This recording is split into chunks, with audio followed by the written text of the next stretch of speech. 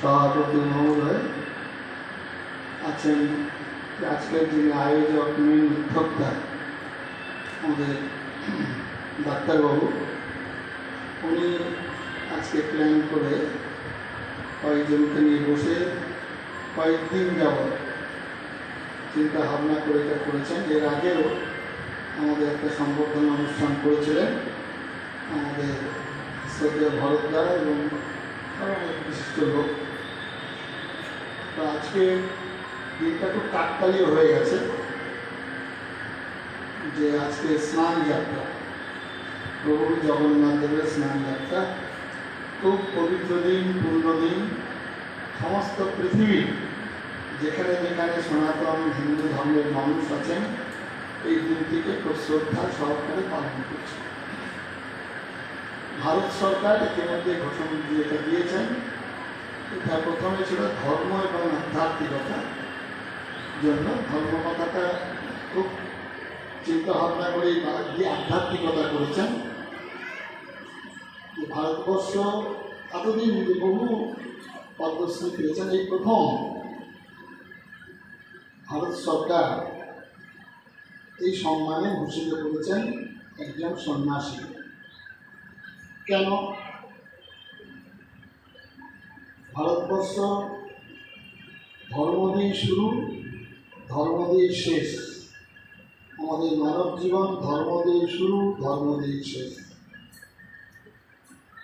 মহাভারতের ব্যাসদেব ঊর্ধ্ববাহু হয়ে বলছেন তপ তপ তপ, তপস্যা তপস্যা তপস্যা। তোমরা ধর্মকে ধরে থাকো, ধর্ম তোমাদেরকে রক্ষা করবে। স্বামী বিবেকানন্দ প্রসঙ্গে বলেছেন ভারতবর্ষের মানুষ যতদিন ঈশ্বর অনুসন্ধানে রত থাকবে ততদিনই ভারতবর্ষ জীবিত থাকবে। কথাটা কিন্তু খুব গুরুত্বপূর্ণ, এর অনেক অনেক ব্যাখ্যা। আজকে সরকার যে সম্মান দিয়েছেন আমি ভীষণভাবে কৃতজ্ঞ। সেই সঙ্গে কোটি কোটি সনাতন হিন্দু নরনারীর পক্ষ থেকে আমি অভিনন্দন জানাচ্ছি ভারত সরকারকে, কারণ তারা আধ্যাত্মিকতা জিনিসটা বেছে নিচ্ছেন। ভারত কথাটার অর্থই হচ্ছে ভারত, প্রতিভায় রত, জ্যোতির্ধ্যানে রত। এটা চীন, জাপান, আফ্রিকা, আমেরিকা 290টা দেশের সঙ্গে তুলনা করলে চলেছে। সেই জন্যে ভারতবর্ষে আধ্যাত্মিকতা আজকের যে দিনটি সূচনা হয়েছে, আমরা কীভাবে ঈশ্বরকে কল্পনা করেছি একবার চিন্তা করুন। আমরা ঈশ্বরকে স্নান করিয়েছি, কোথায় করাই? কে বলতে পারবেন? আপনারা সবাই হিন্দু সম্প্রদায়ের মানুষ। ঈশ্বরকে স্নান করাই আমরা রামেশ্বরে। স্নান করলাম, স্নান করার পর ঈশ্বরকে আমরা বস্ত্র নিজেকেই ধরব। আমি নিজে স্নান করার পর কী করি? আমরা প্রত্যেকে স্নান করার পর বস্ত্র করি, কাপড় করি। আমরা ভগবানকে বস্ত্র দান করি, কাপড় পরাই কোথায়? কে বলতে পারবেন? বলছেন আমাদের কতপ্রিয়া যেমন অনেক পড়াশোনা করেন নিয়মিত, উনি বিশেষ বললেন যে আমরা দ্বারকাতে পোশাক পরলেন। এবার ভগবান খাবেন কোথায়?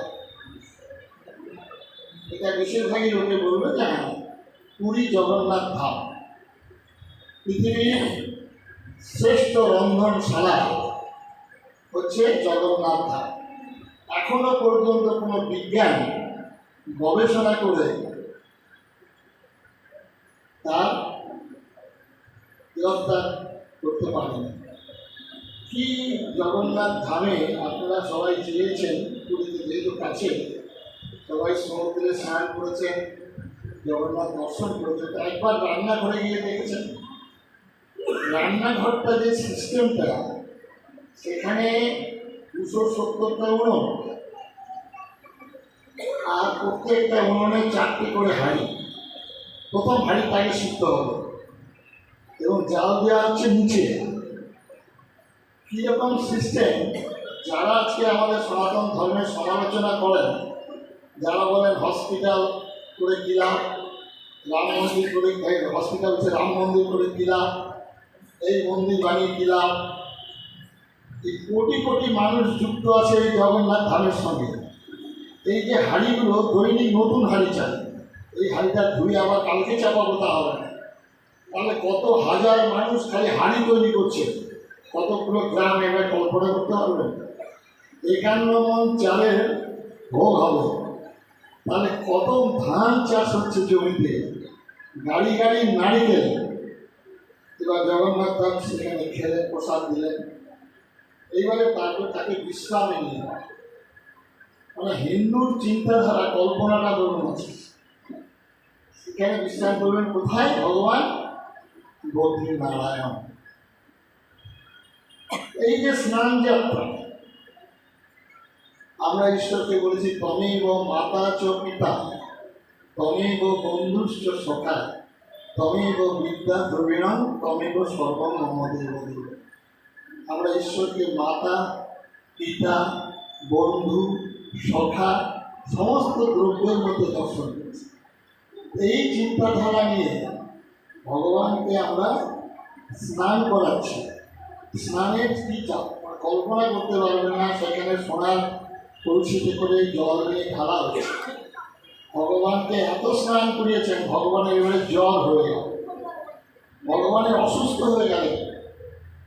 এটা এমনি মুখে বললাম, হেসে দিলাম তা হবে না, জ্বর হয়ে গেল।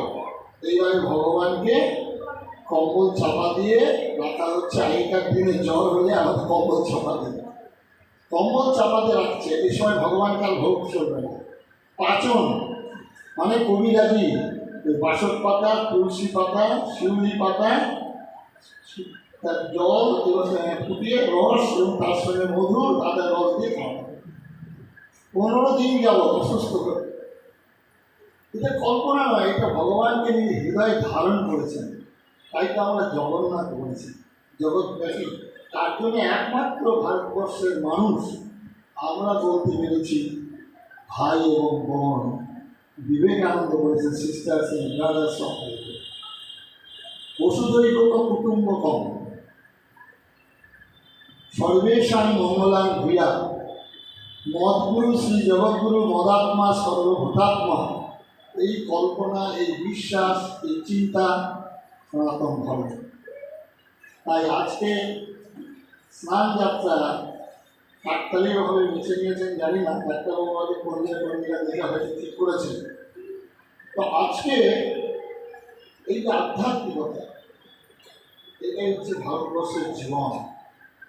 আমাদের ধর্ম দিয়ে জীবনটা শুরু, আবার ধর্ম দিয়ে জীবনটা শেষ হয়। রামনাম সত্য, যার জন্য এখানে সিদ্ধার্থ গৌতম বুদ্ধ রাজার পুত্র, এটার অভাব ছিল। জন্ম, জরা, মৃত্যু, ব্যাধি, প্রশ্ন উত্তর কারণে বলেই তিনি চলে গেলেন।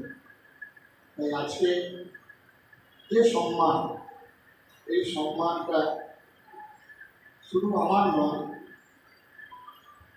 সমগ্র ভারতবাসী, ভারত মা, আমার গুরুর চরণ, আর এই সম্মান বেলডাঙ্গাবাসী। আমি জীবনে যখন এখানে এসেছিলাম, তখন সাথী যারা ছিলেন পরপর চলে গেছেন। আছেন খালি চন্দ্রনাথদা আর এদিকে সোমেনদা, কয়েকজন। মানে তখনকার সময় পরিমলদা চলে গেছেন, ডাক্তারবাবু চলে গেছেন, রামচন্দ্রবাবু চলে গেছেন, ভৈরবদা চলে গেছেন, বদিদা চলে গেছেন। আমি সংক্রান্তি বাবার কাছে যেতাম, রস বলতাম কেমন আছেন। এই যে নিঃশ্বাস উঠল, পড়বে কিনা জানি না, কতটা খুব তাৎপর্যপূর্ণ। তাই আজকে এই বেলডাঙ্গাবাসী আমার জীবনের সমস্তটাই এই বেলডাঙ্গা, এবং এই বেলডাঙ্গাতে যে পরিচিতি লাভ হয়েছিল সেটা নিঃসন্দেহে আবার বললো বুড়িমা।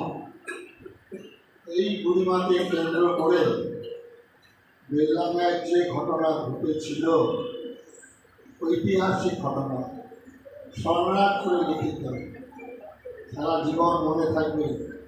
বেলডাঙ্গার সমস্ত মানুষ, আপামর জনসাধারণ সেদিন যেভাবে রাস্তায় নেমেছিলেন, আমার জীবনে বহু বড় বড় শোভাযাত্রা দেখেছি, সবাই সবাই নেমে এসেছিলেন। এই মার পরিবার সেদিনের থেকেই মুর্শিদাবাদ ব্যাপী এবং তারপরে আরও